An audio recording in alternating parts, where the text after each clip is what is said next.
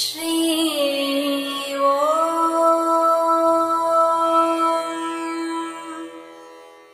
ஸ்ரீ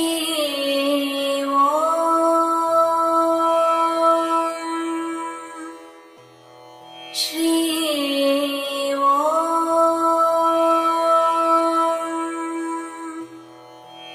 ஸ்ரீ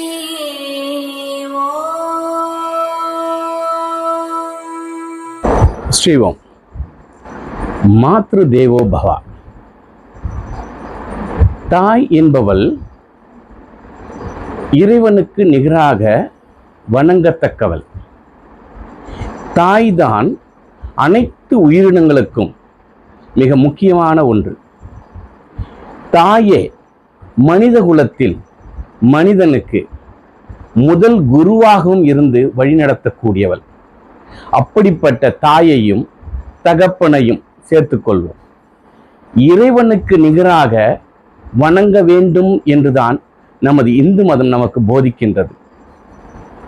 ஏனென்றால் தன் நலன்களை பேணாமல் தன் குழந்தை நன்றாக இருக்க வேண்டும், அந்த குழந்தை மிக சிறப்பாக இந்த உலகிலே வாழ வேண்டும் என்று நினைக்கின்றவர்கள் தான் தாய் அண்ட் தகப்பன். தாயானவள் ஒரு படி மேலே சென்று தன் உயிரையும் தன் குழந்தைக்காக கொடுக்க துணிகின்றவள். ஆதலால் தான் வேதங்கள் தாயை மிக உன்னதமான நிலையிலே வைத்திருக்கின்றது. நமது இந்து மதம் அனைவருக்கும் போதிக்கக்கூடியது தாயை இறைவனுக்கு நிகராக வணங்க வேண்டும், மதிக்க வேண்டும், உயர்த்தி வைக்க வேண்டும் என்றுதான். சரி, அதே நேரத்தில் இந்த இடத்திலே நான் ஒரு விஷயத்தை மட்டும்தான் இந்த கருத்திலே சிறிது மாறுபட்டு சொல்கின்றேன். உண்மையில் தாய் வணங்கத்தக்கவள் தான். எப்படி இருக்க வேண்டும் தாய்? தன் குழந்தை நல் வழியில் செல்லும் பொழுது தடுக்காத தாயாக இருக்க வேண்டும். அது மிக மிக முக்கியம். தன் குழந்தை உலகிலே சிறப்பாக இருக்க வேண்டும் என்றால் அந்த குழந்தையாகப்பட்டவன் அல்லது குழந்தையாகப்பட்டவள் எப்படி இருக்க வேண்டும்? ஒழுக்கம் மிக்கவளாக, ஒழுக்கம் மிக்கவனாக, மிக உயர்ந்தவனாக இவ்வுலகிலே வாழ வேண்டும். ஆனால் ஒரு சில தாய்மார்கள் என்ன சொல்கின்றார்கள் இன்றைய காலகட்டத்திலே?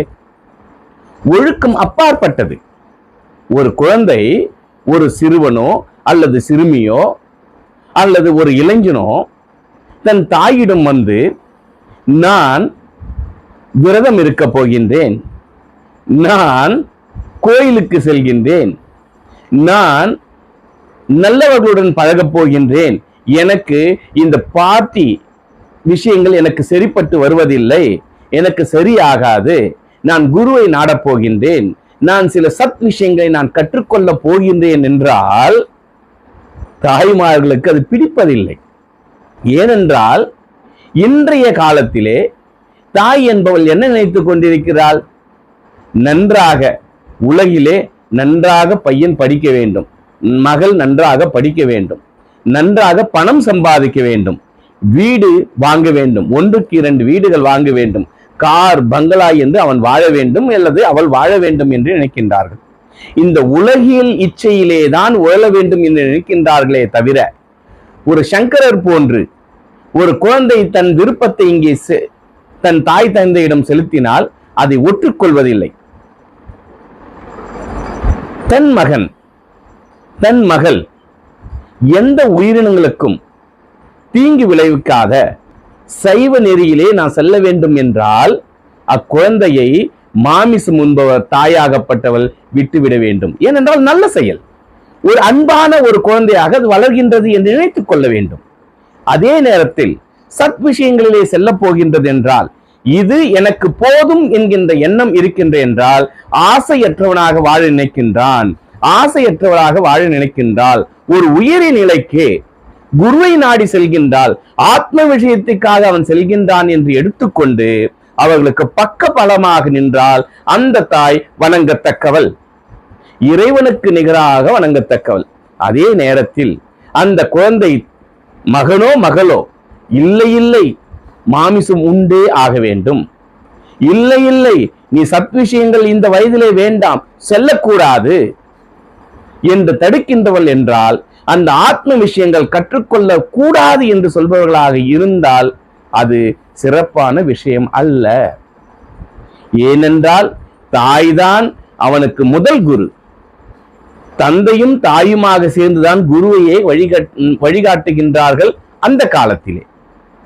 இப்பொழுது தாயோ தகப்பனோ குரு இல்லாமல் இருந்தால் மகனோ மகளோ குருவை நாடி செல்லும் போது அவர்களுக்கு பக்க பலமாக நின்று எப்பொழுது முதல் குருவாக இருந்து வழிகாட்டினார்களோ அதே போன்றுதான் அந்த குழந்தை ஒரு சத்குருவை தேடும் போது, ஒரு நல்ல ஒரு குருவை தேடும் போது அவர்களுக்கு வழிகாட்டியாக இருந்து ஆத்மாவிற்கு நல் வழிகாட்டும் ஒரு நல்ல ஒரு தெய்வமாக இருந்து வழிகாட்டினால் அந்த தாயாகப்பட்டவள் மாத்ரு தேவோ பவ என்கின்ற வார்த்தைக்கு மிக சரியான தாயாக இருப்பாள். அப்படி ஒவ்வொரு குழந்தையும் நன்றாக ஒழுக்கம் மிக்கவனாக, இந்த நாட்டின் மீது பற்று மிக்கவனாக, அதே நேரத்தில் தன்னை தான் உணரக்கூடிய ஆத்ம ஞானத்தை உணரக்கூடிய ஒரு மகனாக மகளாக வளர்கிறாள் என்றால் அவர்களுக்கு தாயானவள் உறுதுணையாக இருந்து, எப்படி இந்து மதம் மாத்ரு தேவோ பவ என்கின்றதோ அந்த வார்த்தைக்கு அர்த்தம் சொல்லக்கூடிய ஒரு தாயாக இருக்க வேண்டும் என்பதுதான் எனது விருப்பம். ஸ்ரீ